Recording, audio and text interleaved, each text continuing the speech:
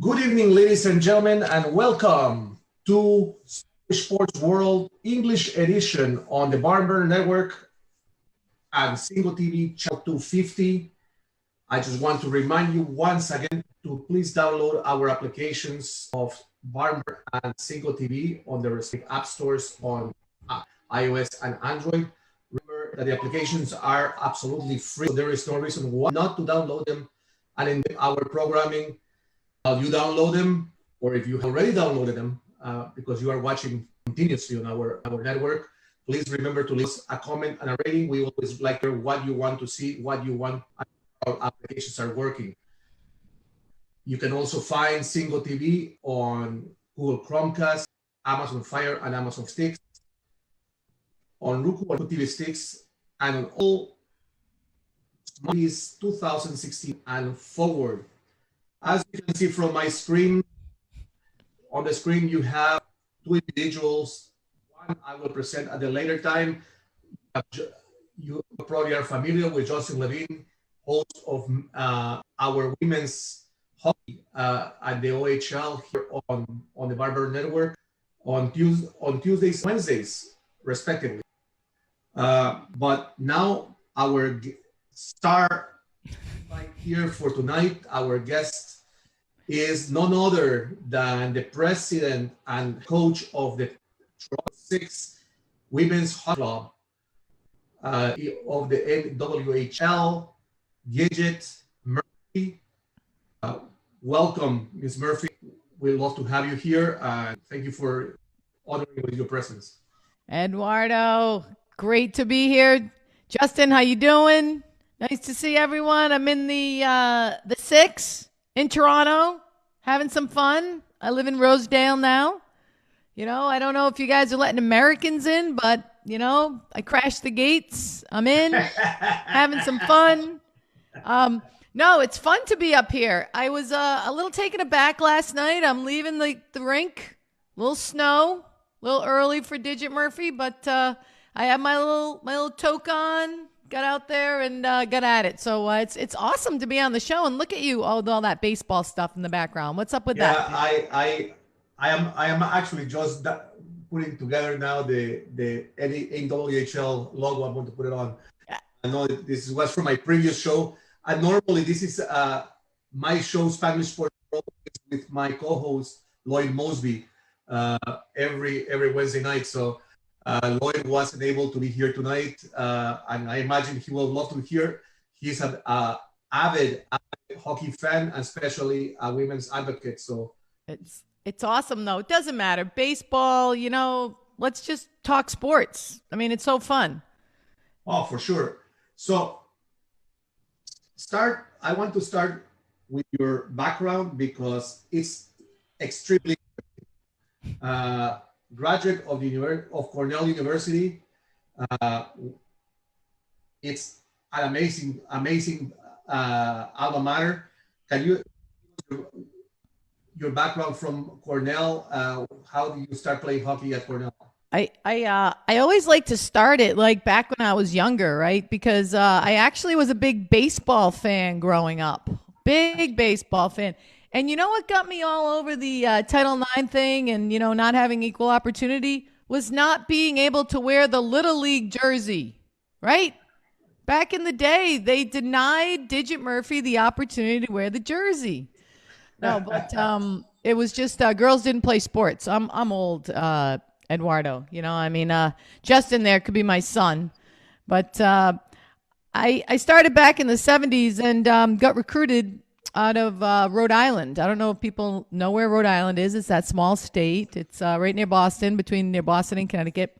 And I came from this area of the country. I don't know if you know David Quinn, the coach of the New York Rangers, and yep. Clark Donatelli, one of the big famous Olympians, and David Capuano and Jack Capuano. I'm from that same area in Rhode Island. So we all played hockey together, and those guys went on to the NHL. And I was lucky enough to play sports back then and skated on the ponds and got discovered and got recruited at the first class of Cornell University for hockey, the first recruited class. A lot of the other classes were just kind of molded in and folded in from local universities. But 79 to 83, I was at Cornell. And then I went on in 87 to Brown University, coached at Brown University from 1987 to 2011.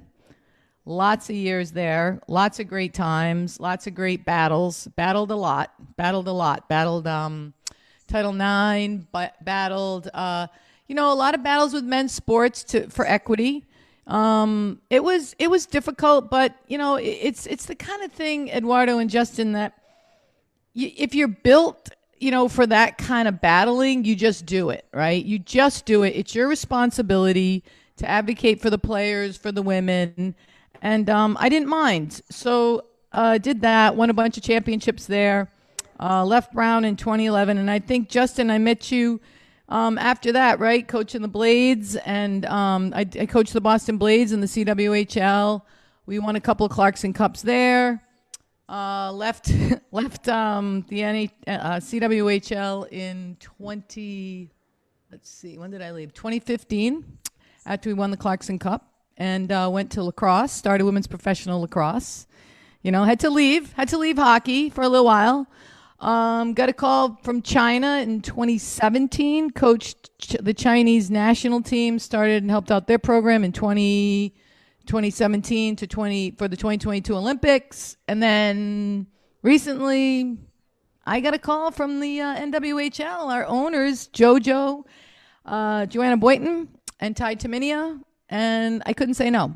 And to be in the greatest hockey city, in the greatest hockey market in the world, what's better than this? And that's why I'm here. Long answer to a short question. So I want to go back to Brown, because Brown is interesting school.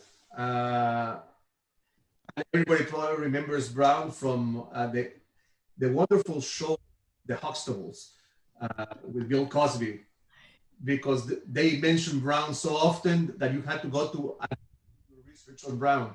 Yeah. Brown is a very political school in which they say they support equality. Yeah. But it wasn't until very recent that actually that has happened. Yeah, it was interesting. It's funny that you bring up Brown, because you would have thought back in the 90s when I was there, late 80s, early 90s, that there would have been a lot of equity. But you find that when sports are involved, it's kind of that last gasp of, when the men are controlling what they can control. Okay, and I'm not going to lie. I'm going to get right out there and say that at Brown, they had a very different I don't know. I don't want to say they had respect for women, but when it came to sports, we were still in our infancy, so they just didn't give us the resources we needed to succeed or thrive. A lot of the alumni groups were funding a lot of the men's sports, and it was really hard for them to give up that power, I think. And when we came along, we were like, hey, wait, what about us? We want to have equal access to ice time. We want to have equal access to locker rooms. We want to have equal access to coaches. And the women at Brown were very smart, right? So they went up to the athletic director and they demanded equity. And next thing you knew, there was a little battle there. And the athletes actually sued Brown on behalf of a violation of Title IX, which is equal access to resources in sports. So it was interesting because as a coach, right, you're getting paid by Brown, right? So you're in this interesting quandary, right? You have this deep-rooted passion for justice, and you got your employer on the other side going, you do that, you're in the doghouse. So you get into this spot where you got to make your decision. And I was young. I was like, in my 30s, and I'm like, that's it. It doesn't matter. I'm going on the athlete side. And from that point on, I kind of stepped over that line. It wasn't that I couldn't wear the Little League uniform. Now they're not going to give us access to resources. So I just went for it, and I followed my heart, and I went on the side of the athletes. and there was a big battle, and the athletes ended up winning. But it created a lot of turmoil and a lot of judgment on the women. It was kind of sad, but at the end of the day, I think that the athletes did the right thing. They would stand by their word, and I feel like I did the right thing. And we got some stuff done. So we'll still have a lot of work to do, unfortunately, though, Eduardo. So I I understand where that's coming from because I saw the same thing happen at my alma mater, which is University of Michigan, and I saw how women's sports were kind of left behind, Mm-hmm. and I don't want to kind of rat on the university. Yeah, I know. I played there. I played baseball at University of Michigan, but women's programs were more successful than the men's, and they weren't getting the same recognition just because it was women. And I remember that the same thing that happened at Brown happened at University of Michigan. Athletes actually stood their ground and said, "Look, we are NCAA champions. Give us the respect that we deserve." And it was then that I realized that you have to stand with who deserves it. And it was then when I started really when I after I left U of M that I started advocating for women's sports because that's what makes it when you see it hands first with your eyes, you say, okay, this is happening. This is not what it's supposed to be. Yep. It's it's just not right. It just you have to have that feeling, right? It's like if you're not doing what's right deep in your heart and your soul, you kind of feel guilty or bad or mad, and you just don't want those feelings. And I always have been a pretty positive, kind of energetic advocate for anything, like whether it's like my team coaching or my children.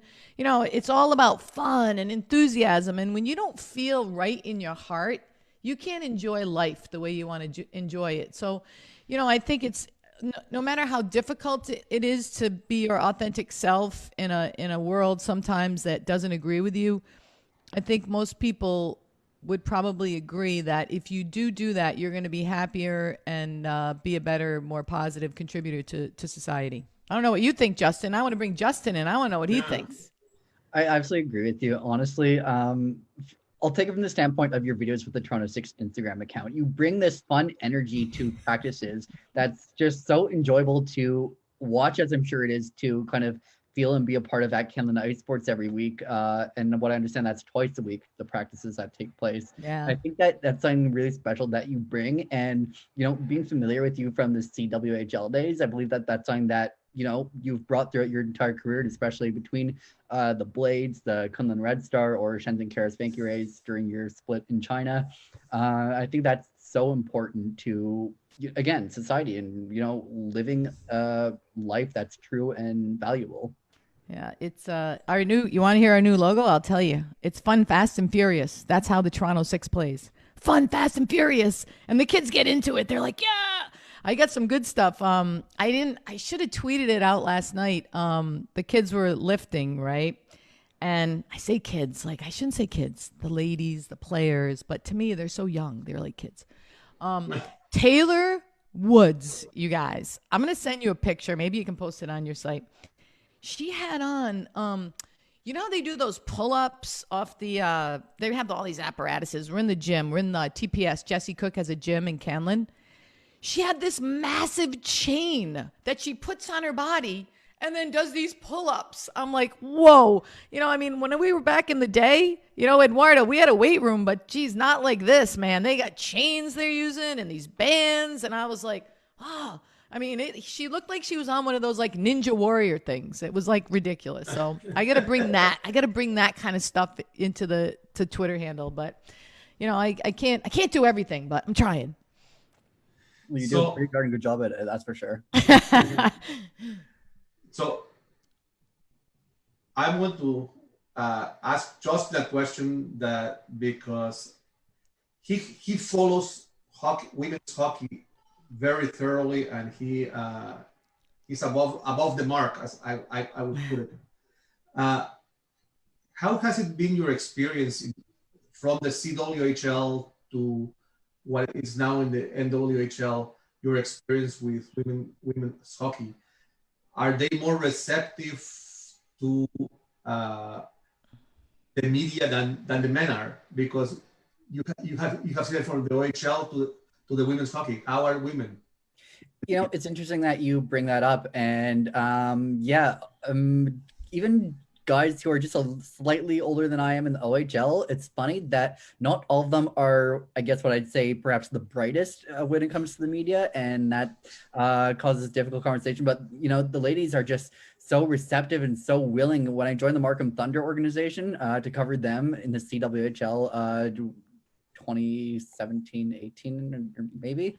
I mean, they were welcoming, and then from going from that to the Toronto Six, and you know, talking with Lindsay and Michaela Grant Mentis and the couple that I've spoken with so far, you know, there's this real engagement and they appreciate it so much, like it means something to them, and they don't, you know, they don't take that for granted. Whereas OHL guys, I feel like, you know, because they see scouts and whatever at every game in the press box, they're like, okay, this is usual, I'm gonna blow them off, whatever. But I think there's something so special about the ladies, and it's not just the Toronto Six, it's, you know, all over women's sports. And I've really realized that from the moment I got into women's hockey again with the Markham Thunder. I think that there was such a need to, you know, grow the brand, grow the game, and they recognized that. And when the CWHL shuttered, that was, you know, a huge disappointment. The players didn't see it coming. And then in the final letter from Laurel Walzak, who was the chair of the CWHL, she said media exposure was one of many, many things that went wrong that they needed more of. And truth be told, I mean, I went to the All-Star game. There were a lot, don't get me wrong, but they certainly could have used more. When you see like the Toronto Maple Leafs fill their press box full, and the CWHL, they didn't even give us the press box because, well, there wasn't many media to cover them. So it's kind of just that balance of men and women's sports. You realize there is a huge difference, but you know, in terms of players being receptive, when it comes to the women, there's so much more appreciation for what we do. And I mean, it's been an absolute pleasure to get to know some of them. And Digit, that's something I want to get, you know, kind of get to know you more. And now that you're on the Barn Burner Network, it's only going to make that so much easier. It's going to be fun. You know, it's interesting you say that. And I want to kind of throw this out there because as I kind of look at, and you know, I always look at things through a gender lens in a good way, right? Because I'm a mom, right? I have 4 sons and I have 2 daughters, and I'm constantly like looking at differences as they're raised and, you know, how they react to things.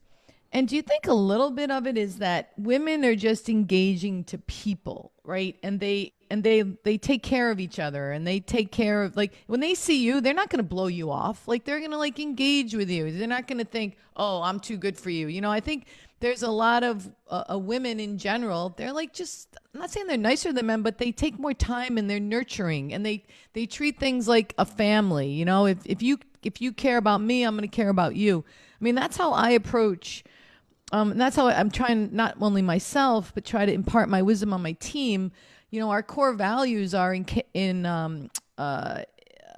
empowerment, education, and inclusion.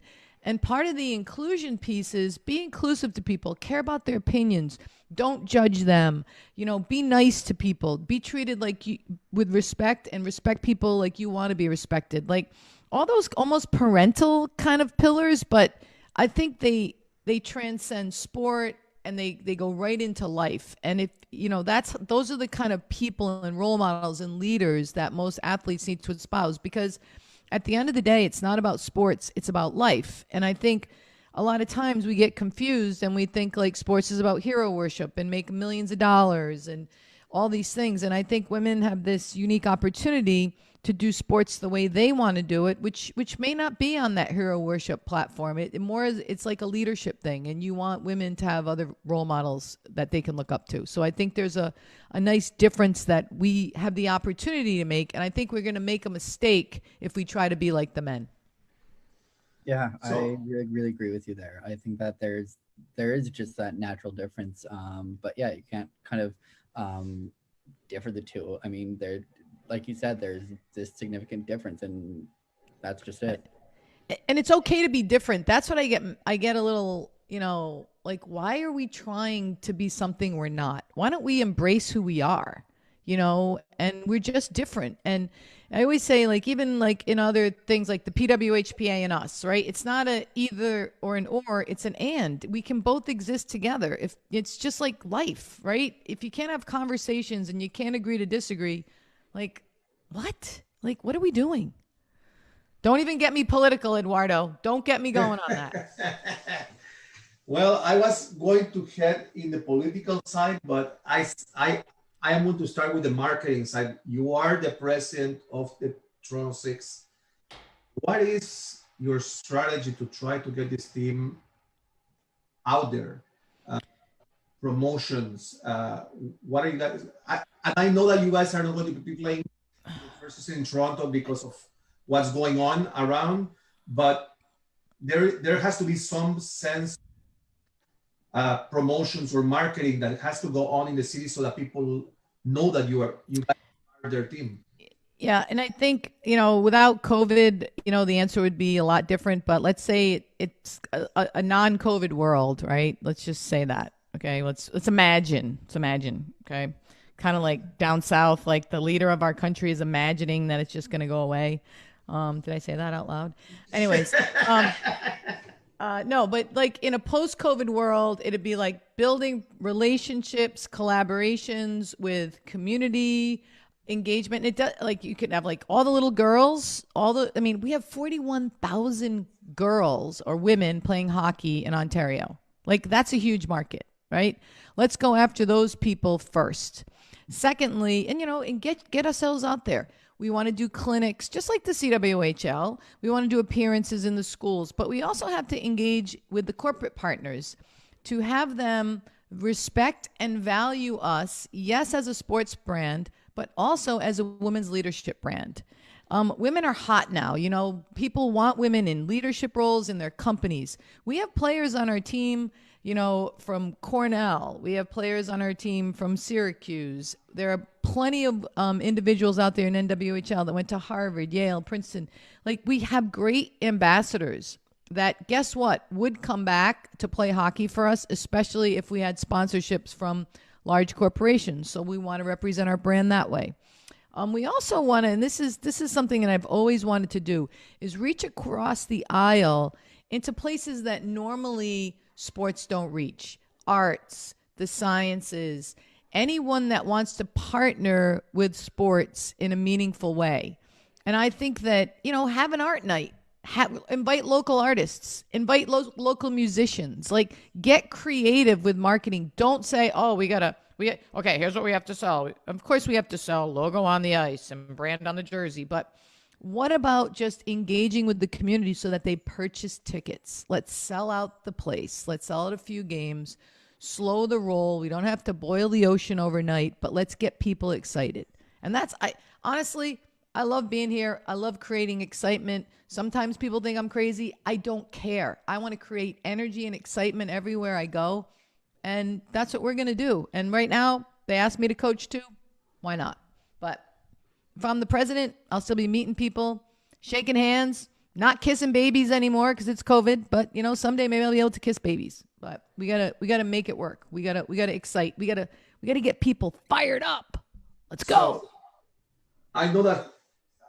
And let's put it this way: hockey hasn't a traditional ethnic sport, but as of recent, even in the National Hockey League, there is a lot of players from out that you would never normally wouldn't get.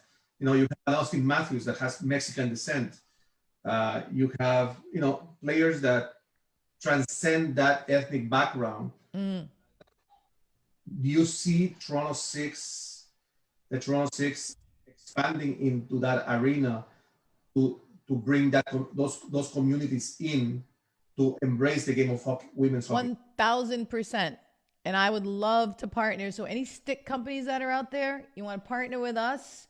We would love to do street hockey. Like, our players, it doesn't have to be ice hockey either. It could be street hockey. It could be roller hockey. Like, I think the biggest barrier to entry in hockey, of course, is ice, but it's also resources, because it costs a lot of money to play hockey. So, what do we do to get more people with hockey sticks in their hand? And I know it's Canada, but still, I'm sure that there's scarce resources out there. So absolutely, I would love to do it. I would love to even, and here's the thing that does, I know we want to play hockey, right? But why wouldn't we? Maybe there's some players on our team that play baseball. Why don't we go out to a softball or baseball field and play a game with people? Like, we could play a softball game against a baseball team and get them all, fired up. Like, cross promote, market outside your comfort zone, get people excited about the people in the sport. It may not be the sport. And then people come in. Oh my God, I went to a Toronto 6 game. I saw Shai Darkangelo. I saw Elaine Chuli, and guess what? She, they can relate to her because, I don't know, maybe they, eat the same ice cream. I don't know. But, there's things that you can relate and connect with people on. And I think that's what people want right now. They want someone to connect with. Originally, when I heard of the Toronto 6 coming to Toronto, what I was thinking, what I thought of in my mind was cross promotion with the Toronto Rock, the lacrosse team, because it has a similar atmosphere. Two nets, sticks on hand. So I mean, it's it will be to me it sounded great. 100%. And I've got a lacrosse background. We started the league. How funny is that we started the league, right, Justin? Who would have thought? I think that's actually really remarkable. And that was going to be my next question for you. So, again, after your CWHL days, you mentioned that you took that break, and with your partner, you did this amazing thing in just lacrosse league. Here it is. How did what was the conversation like? How did that come together? So it was interesting because at the time, I don't know if you remember, but there was this big, that's when Danny Ryland started the NWHL. And we had been working on a similar proposal. It was an original 6 concept with 3 teams in the US and 3 teams in Canada. And we were going to present it. And then Danny came in and she had all this money. And the players were like, we're going to go get paid millions of dollars. And Aranda and I were like, yeah, we don't think that's going to happen. But, and our philosophy was, as women that had been in the game for so long, and, Danny did her best. She's an upstart. She's thinking, I'm going to go get money and we're going to go pay players because that's good, right? But to sustain a business model, you need a lot of money for women's sports, right? And we just said to the players all the time, do what's right for you and we'll do what's right for us. And if you guys have to go play in the NWHL, go ahead. So they went, and Ed Saunders, who is a hockey guy, was working in lacrosse at the time. And I was down in Naples, Florida, at the coaches convention. And every year the hockey coaches go down there and they do like an equipment convention, and, you do X's and O's, education.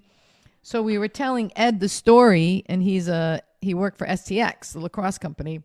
And Ed goes, we kind of do that already with STX. We pay players, their ambassadors, just take the hockey model to lacrosse. And we're like, we could do that, and then we started to think about similar concepts and similar marketing ideas. We had already done the blades for, 3 years. And Aranda, my partner, is, really smart in business. She can do all the spreadsheets, and I can get the athletes and get them motivated. I'm a good leader. So we're like, why not? And so we did that. We started 3 teams. We did the Philly Force, the Long Island Sound, the Boston Storm, and what was the other one? The Baltimore Ride. So we decided what the markets were. And we went, first year, we were in the black. And the second year, Justin, our commissioner left and started the WPLL. So the joke is, Eduardo, you're going to like this. The joke is, Digit Murphy and Aranda Kirby come in. There was 0 lacrosse leagues. Hockey, okay? Only hockey. The 2 hockey people came, started not 1 league, but lit the fire for 2. And then we pieced out and we created 2 more opportunities for women. And that, to me, is taking that negative. Anyone else would have been like, oh my God, what a jerk, We're like, hey, you know what? You got to do what you got to do. and we create a negative, turn it into a positive, create more opportunities, and then, China happened. So it all worked out. And, for me, it's always been about creating opportunity. That's been the moral compass of my life. So it was fun. It was fun to be in another sport. Did you see what we did? Changed all the rules. I don't know if you knew what we did. We implemented the 2-point shot, the shot clock, because at the end with Lindsay and Brooke a couple weeks back. Yeah, I mean, it was so fun, but yeah, it was so cool to come into a sport that you never were in, right? And then you can create. So I don't know, it was fun, and then rest is history. So now you touched the topic of China. China is an interesting country because although they are very patriarchal, they focus on the men more than the women. But they strive with their women's sports because they see the potential and they fund them a lot more than they do in North America. They did. How was that experience of going into a country that is a lot more enthusiastic about the women than do you have like a whole nother show? That's a whole nother show, Eduardo. I loved every minute of it. It was an amazing adventure. I have so many funny stories. But the way I got involved in it was my friend's name is Scott McPherson, and he he's from the Rhode Island area, and we've been friends for a while, and he was in the KHL working with I don't know, I can't remember if he was working with Kunlun or he got in touch with our owner, and he was starting to work with the men's side in the KHL, and our owner Billy Nook was buying the team or whatever. And Scotty calls me up and he goes, Didge, do you ever think of going to China and coach in hockey? And I'm like, China, they don't have any teams. They haven't had good teams since, I don't know, the 90s. He's like, no, we're looking into doing it. Would you be interested? I'm like, I'm always interested, right?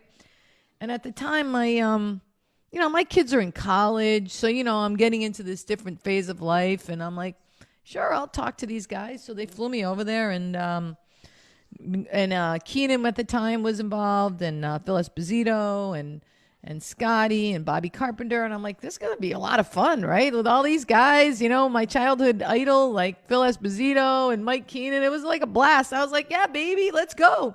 So we went in there and talked to our owner, and he funded everything, guys. 2 teams. He was very, very open. And when you say about women and men, like, they were not discriminatory in our world, right? They really gave us not only what we needed, but more. They built us a dorm. They retrofitted a whole arena. Like, these guys really did it right.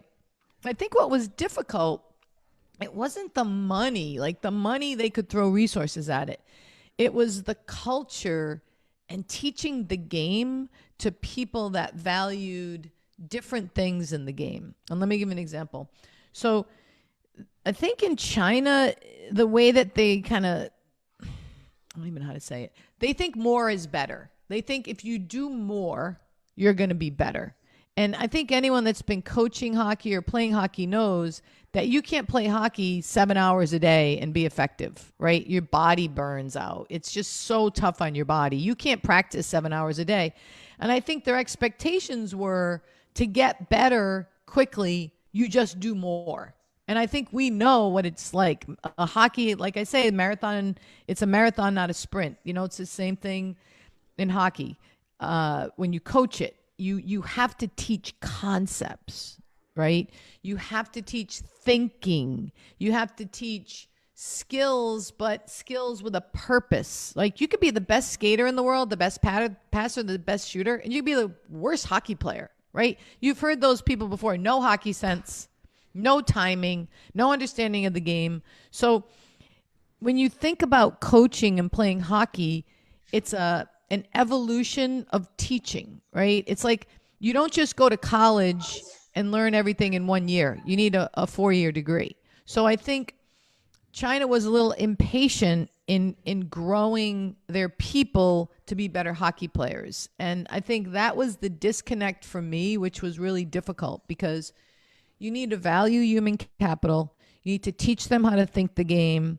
And that was in a little bit of a disconnect with me and the way I coached, but it was phenomenal. I mean, you saw our team, right? I mean, our kids were good. You know, we had the sport ambassador program, right? We had 10 North Americans and 10 Chinese on one team.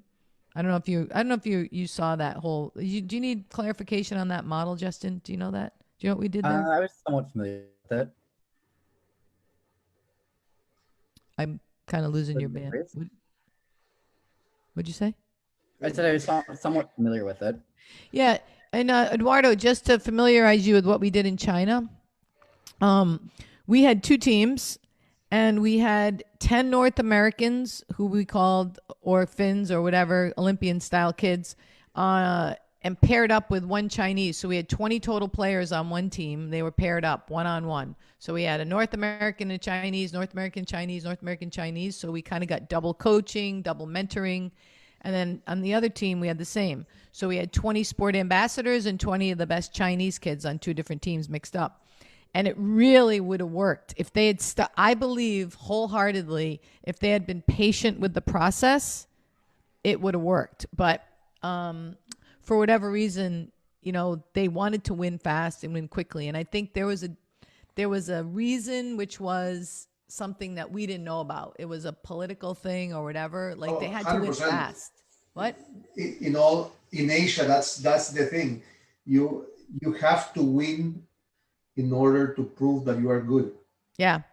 And you can't win overnight. That was the problem. They wanted you to win overnight, and you can't, because it wasn't like you had it. Okay, I'll tell you what. If we had 41,000 players to pick from, and I went in and coached and could cherry pick them, we would have won all the time. Guess how many players there were, guys, in all of China? 294 players. Oh, wow. Damn. You can't make chicken salad out of. It's no, I understand where you're coming from because I played baseball in Japan. So you know, when they teach you by making you perfect. They don't teach you by right. You are right. By teaching you the sport. They'll tape you and tape you and tape you and tape you, and they'll tell you have to get this angle. Yep. And everything is perfection. It has to be the perfect angle with the perfect. And if you don't make it, you are gone. Yeah, and I think that anyone that knows the way that I coach, that's not how I coach. I'm all about teaching and learning. And what? Heart. Exactly. I was the talking love of the game. I was talking to someone today about my team, and I said, there's a bar that I go with. So think about it this way. If you're going to pick players, you're going to pick them for, yes, their hockey playing ability, but to separate the winners from the losers, or the winners from just the people that show up, or the winners are just in there for themselves. It's about their character. And if you can get a team, majority of them out of 20 players, 19 out of 20 or 18 out of 20 that are good heart and good character players, and you start from that same benchmark of talent, you win all day long, because you're going to get people to buy into your mission and get on the same page. The worst thing you can do is just create a team of either superstars or all talent, because that's just, in my opinion, the way that I coach, it's a recipe for disaster, because they got to have fun. They got to think fast, they got to do fast, and they got to be furious. And if they do that, we win. So now that you're touching on a topic, Olympic hockey in the women's division has come very far along compared to, I think sometimes you watch Olympic women's hockey and you feel that it's better than the men's, because you are actually seeing hockey played with the fundamentals. So, I don't want to see the fancy shots. I want to see the game of hockey played. Yeah. And that's what the women bring to the table in Olympic hockey. Where do you see, what's the next step in Olympic hockey in the women's division to make North America succeed? What the next iteration in the Olympics, obviously would be to get more teams playing like US and Canada. I also think that you're going to see I think the US and Canada got better, and Justin's going to agree with me. I know this because the CWHL existed. Okay. Because if you don't have a feeder system for Hockey Canada, the only players that are going to develop are whatever select pools that Hockey Canada selects and has to pay for, right? When you think about the teams, those 4 teams, plus, no, the Chinese kind of didn't count, but the 4 teams that the CWHL sponsored, okay, those teams were really the Olympic pool, right? Because after college, if you don't have anywhere to play, you don't have an Olympic pool. You go just to play for Canada. Where do you play your games, right? You don't have any games. So I think that, Hockey Canada and USA Hockey have been smart to partner with the NW and the CW, because that's a smart move, because now they're getting, I don't want to say free, but really they're getting free talent developed, right? Not on their dime. So I think that in order for Canada to get more opportunities to grow their pool, they need to now have more teams in Canada and not just rely only on the States like they do in college, because you can't develop post-collegiately without places to play. Because right now, guess where the Canadians are going? They're going to Europe, okay, because of the PWHP and NWHL war and all the letters, EIEIO. I don't have any patience for this. I'm too old. They shouldn't be fighting. We should be working together to grow the game. And that's all I'm going to say. But I'll probably get in trouble by someone for saying that, but I can't help myself. We have to work together. And a lot of people I've spoken with have said the exact same thing. I mean, at the end of the day, we're growing the game, work together, and that's just, it's the same message. And so when you look at like the WNHL and those talks and bringing the two together rather than having them as 2 separate entities, you're right. There is this war, and it's unreasonable. That one side or both sides are whatever it looks like internally are either saying no to each other, or one side's just saying no, not going to happen. So to that angle, I would absolutely agree with you. Well, I'll go on record to say that the NWHL completely, and I know this for a fact, have reached out to Hockey Canada, USA Hockey, the PWHPA, and they flat out they reject us. So it's fine. I mean, I don't think it's good for the game. And whatever. I mean, they're entitled to their opinion. I just wish that we could work together, because I think there's a lot of good players in that league. I think they would benefit from training. I know that they got a great sponsorship. That's awesome. That's good for the game, because guess what? Now they're setting the market, right? To our point here, if the market's starting to be set by sponsors giving hockey players $1 million for their leagues, that's a good thing, right? It's always a good thing when women are valued, and the little, whatever, the different models, it's fine. I just don't think anyone should ever prohibit or interfere with someone else's opportunity, right? We can coexist. Yeah, I mean, one of the things that I always said about Canada, particularly, and I hate to say this because I love Canada as a country, but is that the sports, and we'll talk about women. Our women hockey players have to go elsewhere to be successful, because Canada doesn't have the opportunities at the university level for them to succeed. Yeah. They have to go to mature somewhere else when they could do it at home. If there were scholarships, if there were, Canada doesn't have a sports culture within the university system. Don't they have youth sports? Don't they have youth? They have it though, Eduardo. Don't they have youth sports now? I mean, I'm pretty sure. Yeah, I but don't there is know. youth sports, but you don't get scholarships. They Oh, got it. tuition, so it takes away from that idea that they don't have to worry about the the financial aspects of their education. Yeah. Uh, if and for women's hockey, that's even a lot. Let's say for women's sports, it's a lot harder because if you have to have a full-time job at university to be able Yeah. to support yourself because Yeah. you're coming from rural Canada Right. into Toronto, it's very difficult.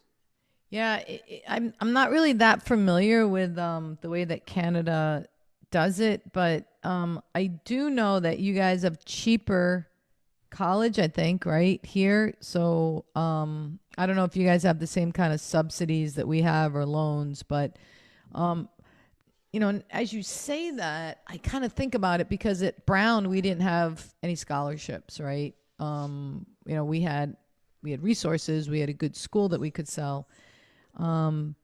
But it's interesting, like if you had the tools, like say the U Sports had the tools to succeed, and you think about it, I'm not saying it's a better model, right? Because the kids have to pay. Like taking that out, think about the players being where they need to be, right? And then just working with what you have to make them good. So if you had the best coaches and some best resources, you could do it. It's just a different mindset. Like say you had the best coach there and you were at, I don't know, Ryerson or U of T, and you had a lot of kids that wanted to go there. It could be a good league if you really thought a little differently about how you put it together. I think it's just like women wanting to have the men own their professional sports. It's Canada wanting to be like the US. Why doesn't Canada just be Canada? Right? I don't know. I just always apply that overarching mindset to it. Canada should be proud of being Canada, give money to the sports they want to, and then be great at them. I don't know. I'm just thinking outside the box, being controversial, having some fun with the conversation. Oh yeah. Good point. The models are very different between the U Sports and NCAA as it is. Yeah. So yeah, when you look at it, actually, that was actually a really great point that you made. Instead of following the model of Canada, let's become the US in certain things that we do, just be Canada. Yeah, that's a great takeaway. Embrace it because you guys are smarter than the US. Okay, I'm just going to go out here and say this, Eduardo, right? I mean, I think I was reading a stat because I was trying to figure out like what was going on in my country politically, and I think Canada has 40 some odd % college graduates. Like you guys have more people that go to college, which to me, I'm not saying you're more educated, but I'm saying that if that's the stat. And I think we were like 35. So you guys actually have more people going to college. And I think that has to do with the fact that it's cheaper. I don't know. Well, it's technically the university here is subsidized in a certain manner, Yeah. but at the end of the day, and I don't think it has to do with the subsidy. Is the idea that in Canada, the kids, and I'm not going to put myself in that book because when I went to university, I was coming from Latin America, and we were always inscribed that we had to go to university no matter what, Right. because that's what had to be done. Canada kids now are starting to realize that maybe a college education gives you that background that you need. Right. You go straight to the workforce. You're not going to get the opportunities you can get if you have a college background. In the States, the problem is the level, depending if you go from community college all the way to the richness of the land. Yeah. Yeah. Yeah. It's true. And, I think that I don't want to talk over the fact that, there's a lot of underserved populations in Canada and the US that aren't getting the opportunity. So there should be a way for everyone to afford an education, whether it be in the US and Canada. And I think that's what we have to work on. And I agree with you, Eduardo. The difference maker in the U.S. is the scholarships for those kids that can't afford it, because there's so many. Like me, for example, I came from a very I'm not going to say poor, but lower middle class background, and without going to Cornell and getting all the help that I had, I wouldn't be able to go to Cornell without sports. I mean, it just worked out. Even though there was no scholarships, they give me a lot of help. Let's just put it that way. I don't know how, but I think it's important. So there's got to be some kind of solution to get kids the education they need, especially the athletes. And I think if the U Sport programs could kind of focus on that, that would be a great priority for them. I mean, maybe it's for every school they get like 2 scholarships a team. It doesn't have to be exactly the same, as the U.S. Like create different models. People can't think outside the box. No, and that's another way to grow the sport, because if you start having that subsidy or that idea of having a university hockey team for women, Hmm. then you get the women. Why not to have a hockey league in high school? You know what I mean? Right. That allows women to participate in hockey, or any sport for that matter. I mean, right now the typical sports for women in Canada, either they play basketball or they play volleyball or they play soccer, but that's about the size of it, because there is no track and field. And I had a good friend of mine that was a javelin thrower, so they can throw the javelin. But It's I mean, it's not. it comes down to business though, right? It's a business. And I think that if you look at sports, sometimes the cost of it is prohibitive of the opportunities that they have. And I'll give you an example. So when you're looking at all the rinks in Canada, where does all the ice go right now? Always, not saying boys, it's all youth sports. And why is that? Right here. It's all about the money, right? I mean, it's about the hockey, but people, it's a business. So, if you're now going to factor in universities that have men's and women's programs and all those feeder systems, even in Canada, are there enough rinks, that you're going to be able to use the ice in? What's the business model around that? So I think a lot of times it's easy to come up with these solutions, but in practicality and reality, there's economic constraints, which I think is one of the main reasons why women's sports can't grow. Just not only because of the resources, but to start to think about it like reality in a business is where there's this disconnect with not only the athletes, but the owners, the fans, valuing to pay for a ticket for women's hockey versus, men's hockey. It's an interesting education, right? In social norms. I mean, and I am dreaming that the Toronto Six really gets to a platform, because it will show hockey fans what women's game can do, and it will create a competition finally for in within this city, competition for the Maple Leafs, because they haven't had competition in this market. Yeah, it's funny though because I look at the CWHL, right? And the Markham Thunder, and they won. So like, you know, But it's granted, Markham. Yeah, but it's Markham. That's yeah, the problem. The problem it wasn't in the city. okay. The travel time for someone to get from the downtown core to Markham to watch, you could be stuck in traffic for 2 hours. Yeah. No, I get it. And I think that for us, we'll be out at York or on a subway line. We're only in an arena right now that has 1,000 people at the most. So, crawl, walk, run, right? We got to crawl. We got to get the places, we got to get York filled, right? We got to get people in that building.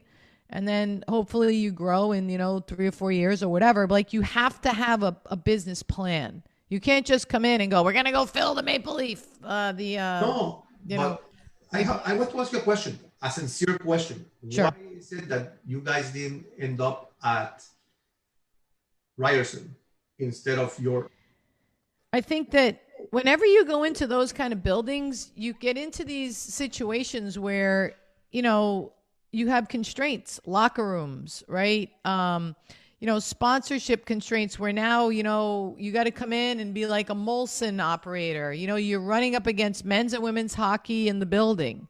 Like they are not set up for professional teams to just come in and do it. So, I think right now it was easier for us to just come into a smaller arena, make our mark in the market, and then grow from there, right? I mean, I think it's a business decision made by our ownership to not just come in guns a-blazing. Let's get the market warmed up to us. Let's make a big splash. I mean, you got to see our locker room. We just built out, spent some money in Canlan. We built out a nice locker room for the players. And, we'll get there. Don't worry. We're coming at you. And, it might be more, it might be just 1 year. When you get there, I'll be there every game because I'm just about a couple minutes away from your university. So. Well, after this year, if I'm not the coach anymore, some people are going to be like, "Come on!" My players are like, "Come on, you got to coach." I'm like, "Oh my god, I'm getting way too old to this," but it's fun. But we'll be sitting in the box, me and you. We'll be sitting in the box watching the game.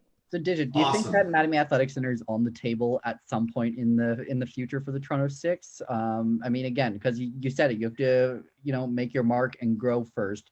But once you do, let's say, I don't know, 3, 4, 5 years, whatever it takes, do you think that that's on the table eventually?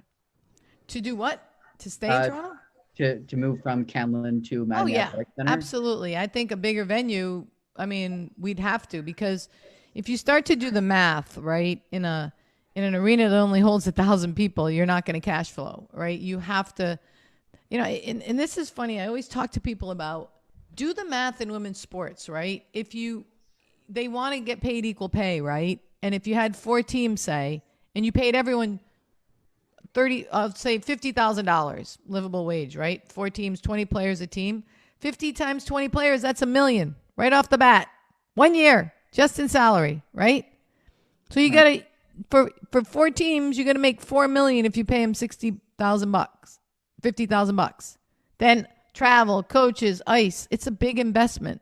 So all I'm saying is that in order to make up your revenue, you have to sell a lot of tickets. So we can't stay in a small venue for very long if we do want to, cash flow and make a return on investment for our ownership, right?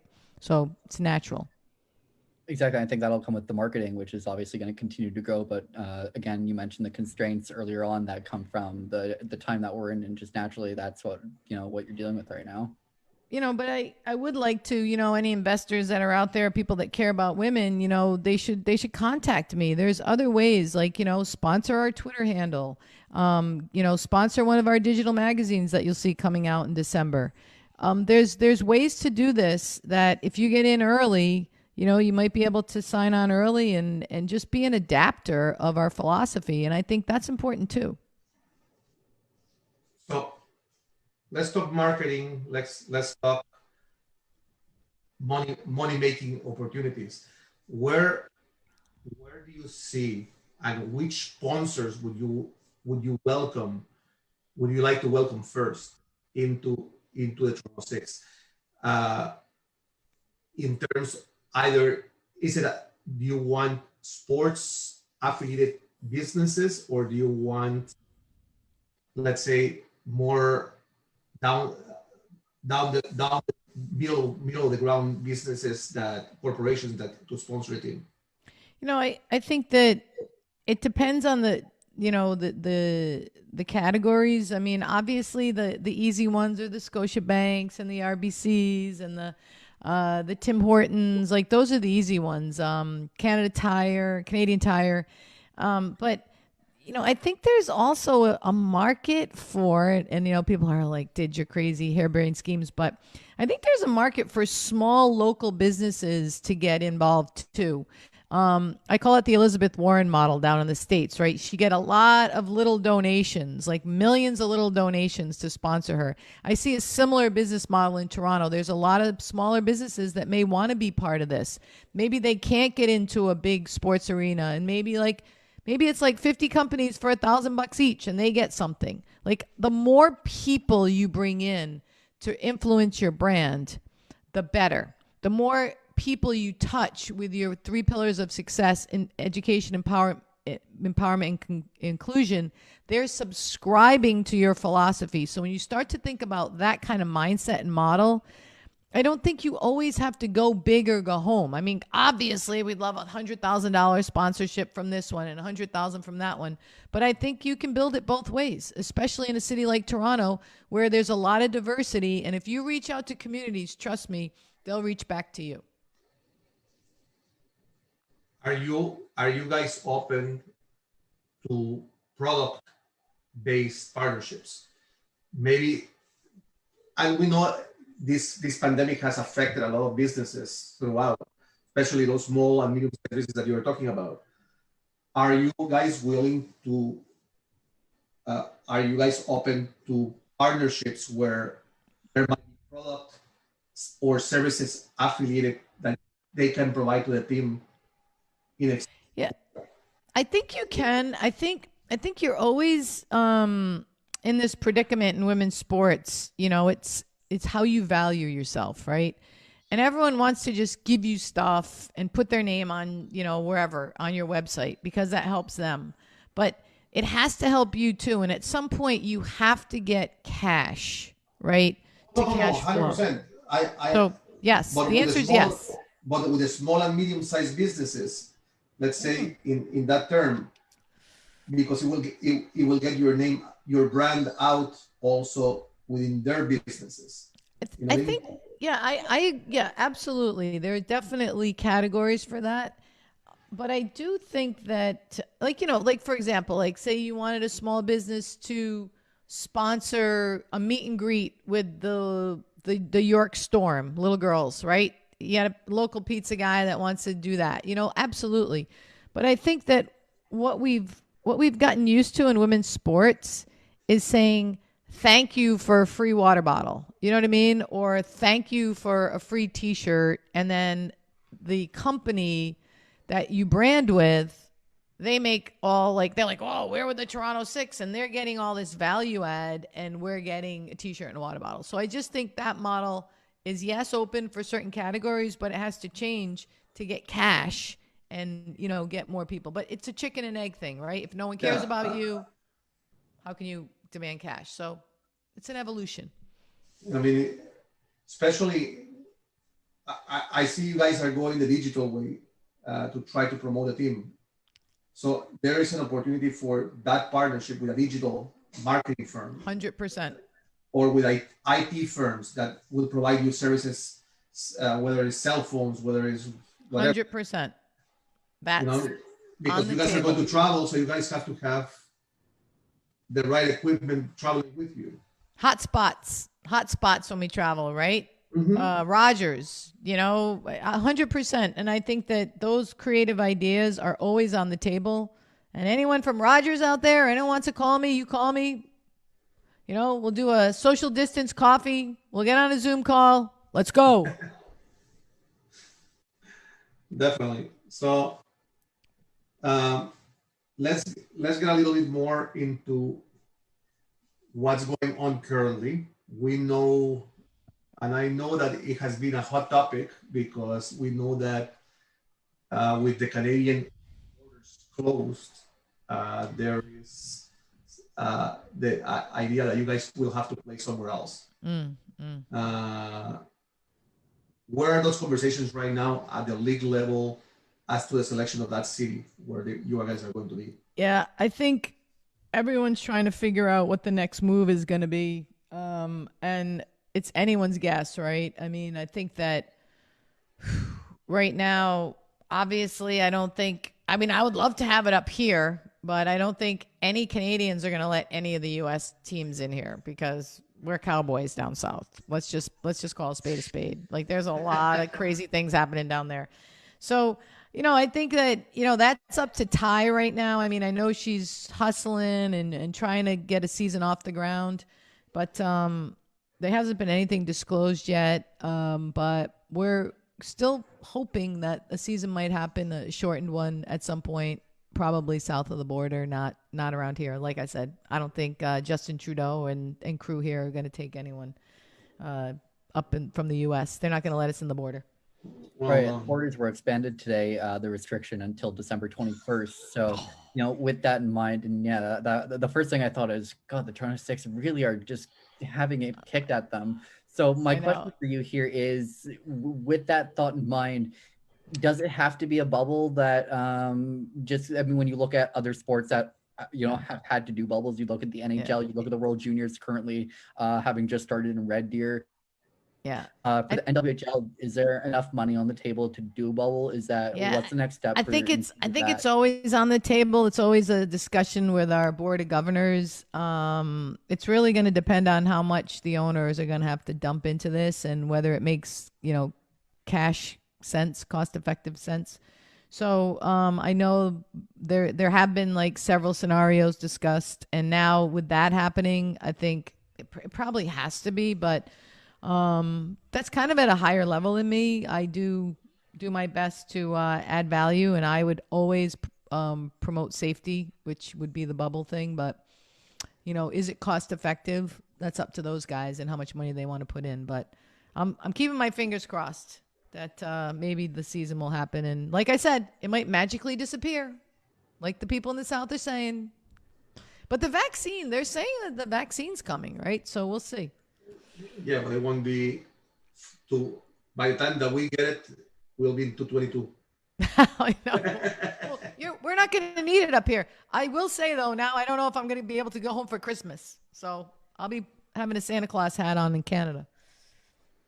Well, better said than sorry. I know. I know. Everyone's like, you're lucky you're in Canada. I'm like, really?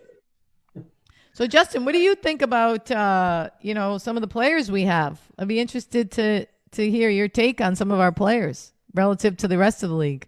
Sure, why not?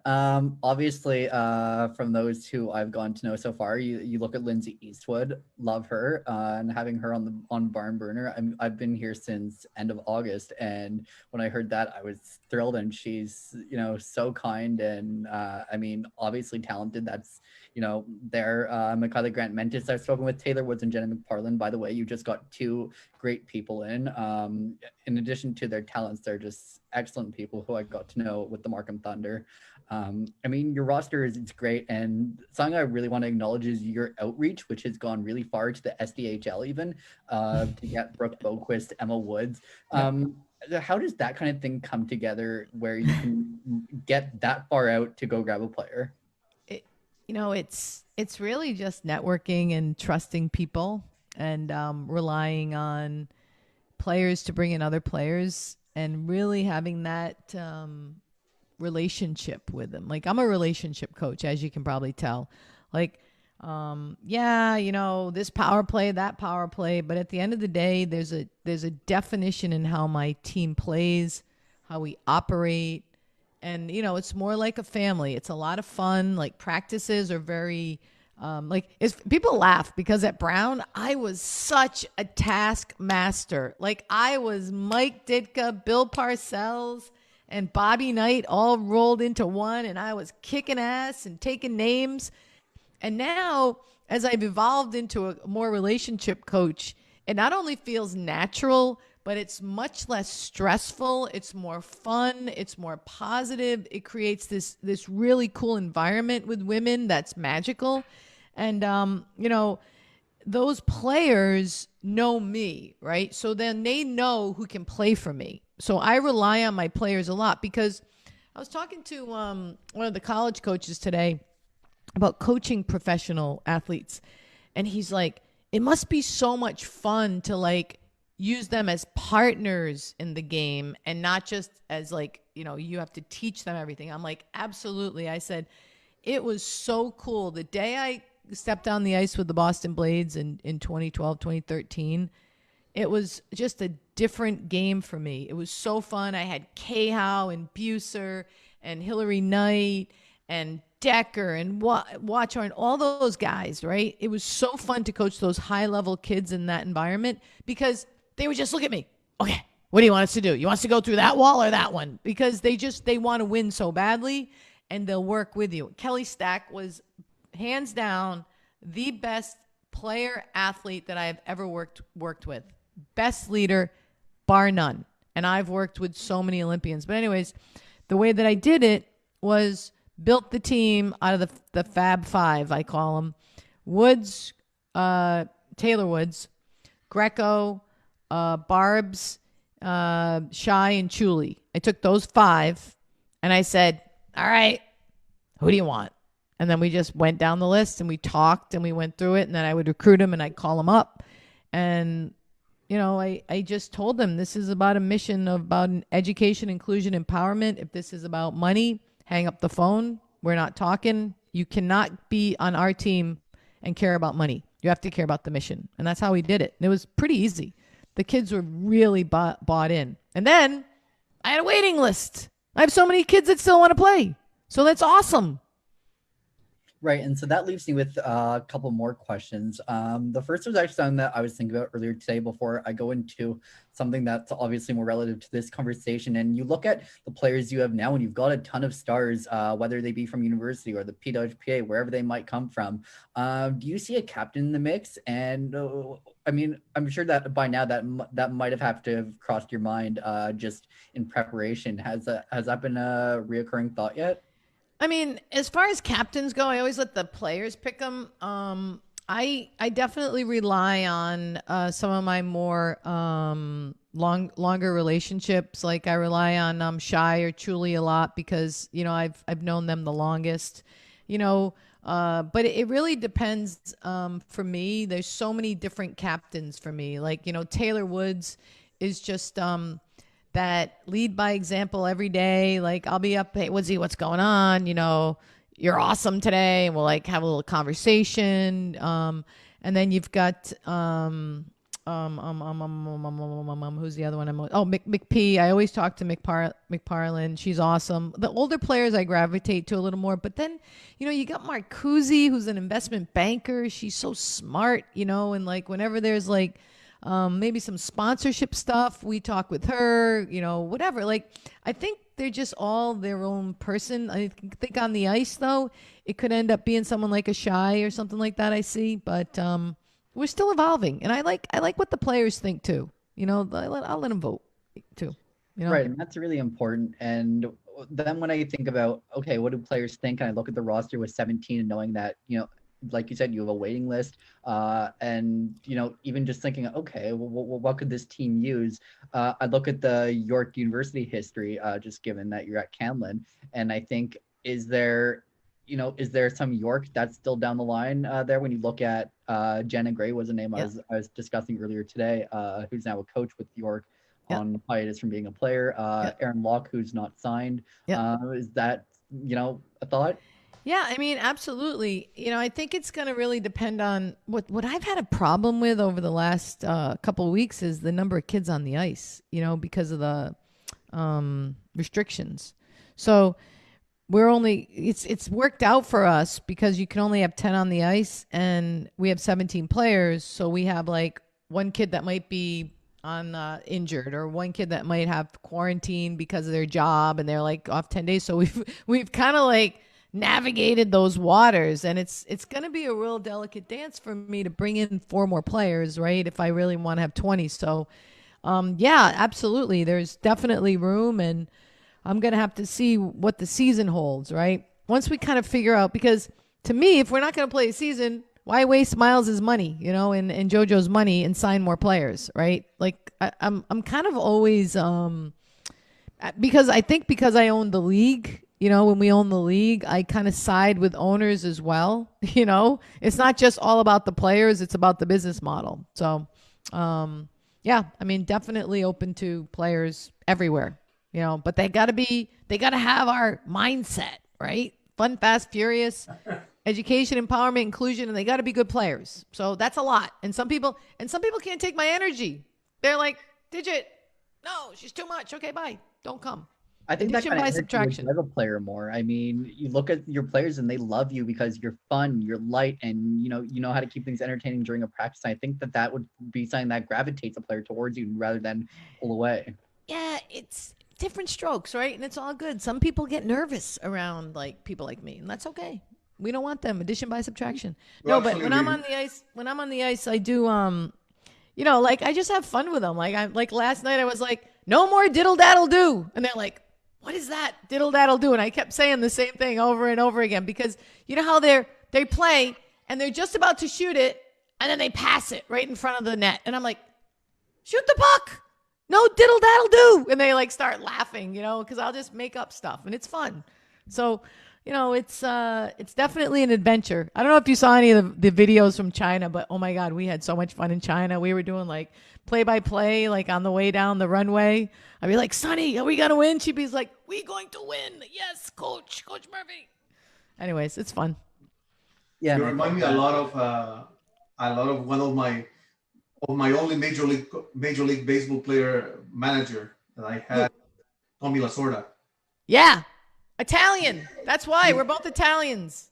He was a ball of laughter. I mean, he treated you like family and every sense of the word. And you know, it was come to my house, let's have dinner. Yeah. Talk.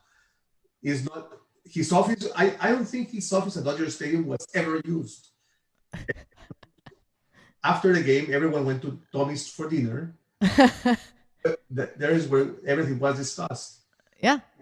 That's like, you know, the Dom, you know, you have everyone around the table with the pasta.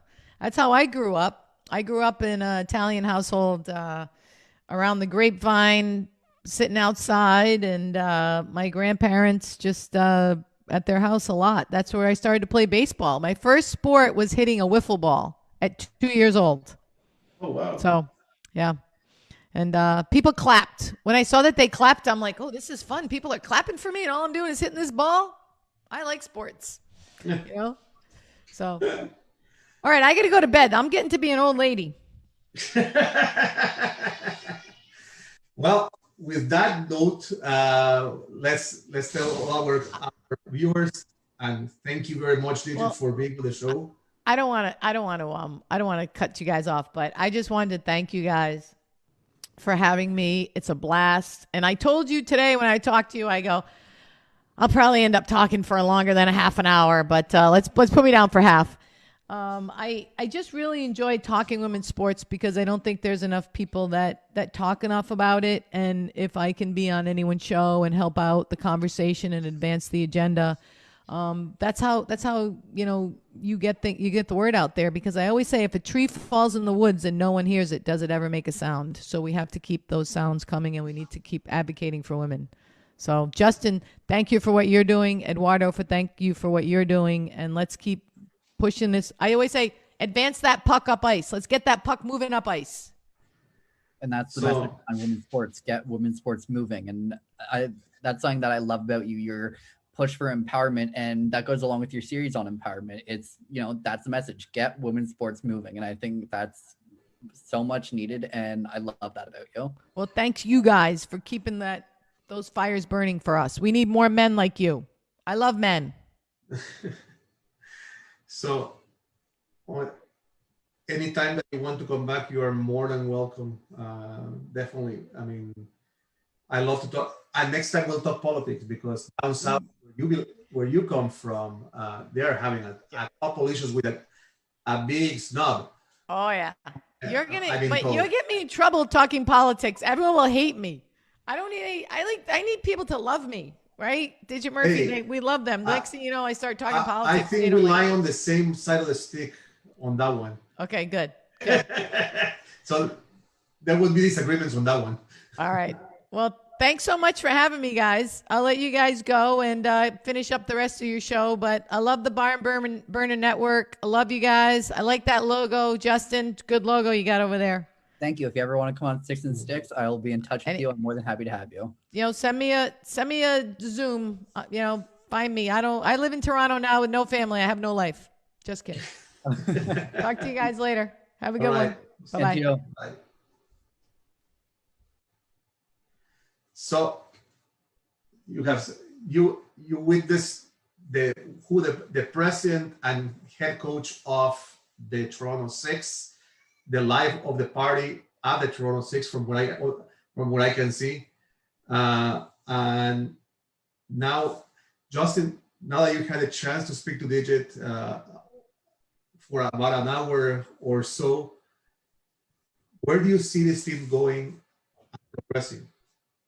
I think that this team has so much potential, based on the players that she got and the values of which the players she's looking for. Because again, it's not about the money; it's about empowering. And I've spoken with Lindsay Eastwood at length, even before she joined Barnburner, and she said that something that gravitated her to Toronto was that she's a pro-feminist and she's looking to, be an advocate for other women, and not just in sports. And so I think that with that motive in mind, if she can, keep that going with the rest of the roster yet to be named, then, I think this team has so much potential, not only as human beings, but, the stardom and the offensive talent that this team has. There's no question in my mind that this is easily an Isabel Cup contender, but, again, we have to know where they're playing, what if there will be a season. And, from what I've gathered, it sounds like there will be a season. It's a matter of how are they going to pull it off. But, I couldn't have picked a better leader than Digit Murphy. I was thinking when I heard that there was a head coach hunt going on, a source told me that was that they had some strong contenders. But then I was like, okay, in COVID, how would this work? And I was thinking, you know what, Digit just makes sense. And while I didn't exactly think that she would be a coach again, now in a presidential role, I was like, okay, interesting. I wonder if she would say yes, though. And she's a perfect leader. And then Gary Soper, who is a scout with Hockey Canada for the national women's team, just made too much sense to go with her. And, I don't know him. I've never spoken with him, but it seems that they mesh well and they have a good group to push this team forward. So we were talking with her about the location of where they are playing at Georgia University. Do you think and a lot of the marketing, I imagine, will be for the people in the area, because it's still, although it's on the subway line, it's still a little bit of a ride up to York. What do you think they have to do to attract that crowd, those 1,000 people that are going to fill that arena? Well, again, it's about marketing, right? And if that means, like she said, to cross promote and get the brand out there in, I don't know, small businesses, restaurants, that's obviously a huge first step. I mean, I know the Buffalo Buttes and the NHL have started growing their brand within small businesses. And I think that right now that might just be the right target market to go after. That way they can get the name out across the city of Toronto. And, the more people who see the logo and who see the name, they get familiar, they research, they look, and then, they buy tickets, and you keep that trend going, along with their broadcast on Twitch for at least another year after this year. I think that that's going to help them to grow. And then after that, maybe Mattamy Athletic Center, also known as Maple Leaf Gardens, once they really have grown to a point where they're known, to a point where the familiarity is there, and they can, get that target market expanded to the point where they can fill more seats than Canlan. Perfect. Well, Justin, I want to thank you very much, because you saved me with some of the questions that I couldn't ask, or I wouldn't know how to ask them.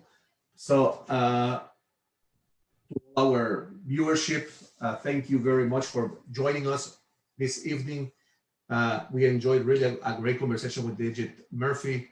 We hope to have her here again, and on 6 and 6 as well. So just want to remind you that this show can also be heard across the Barber platform, and it's 122 platforms on social media as well. Remember that to go to our website, barber.ca, for all the news, where you can get them in audio, video, all those shows that you probably missed or you haven't listened to.